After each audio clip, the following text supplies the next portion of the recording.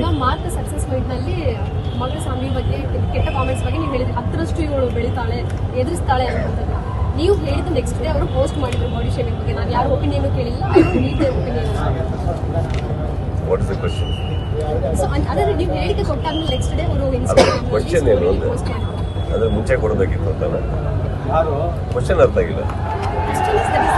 Body shaving ಬಗ್ಗೆ ನೀವೊಂದು ಹುಡುಗಿ ಅಲ್ವಮ್ಮ, ನೀವು ಆ ಜಾಗದಲ್ಲಿ ಇದ್ರೆ ಏನು ಮಾಡ್ತಾ ಇದ್ದೀರಿ? ನನ್ನ ಮಗಳು ಅದೇ ಮಾಡಿದೆ. ನೆಕ್ಸ್ಟ್ ನ್ಯೂ ಇಯರ್ ಯೂಸಿಗೆ sir, New Year celebration night party ಮಾಡಿರ್ತಾರೆ, ನಿಮ್ಮ ಫ್ಯಾನ್ಸ್ಗಳು ಇರ್ತಾರೆ, ಎಲ್ಲರೂ ಪಾರ್ಟಿ ಮಾಡಿರ್ತಾರೆ. ಎಲ್ರಿಗೂ ಏನು ಶುಭಾಶಯಗಳಂತ ಖಂಡಿತ ಹೇಳೇ ಹೇಳ್ತೀನಿ. But I guess sir responsibility ನಾವೆಲ್ಲ ಹೇಳಿ ಕಲಿಯೋದಲ್ಲ ಸರ್.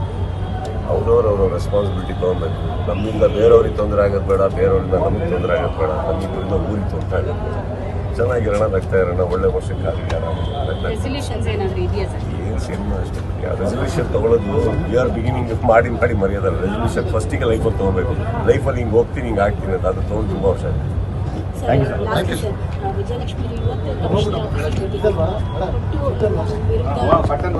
ನನ್ನ ಲೈಫಲ್ಲಿ ನನ್ನ ಬಗ್ಗೆ ಮಾತಾಡೋದು, ಪಕ್ಕದ ಮನೆ ಬಗ್ಗೆ. Thank you sir.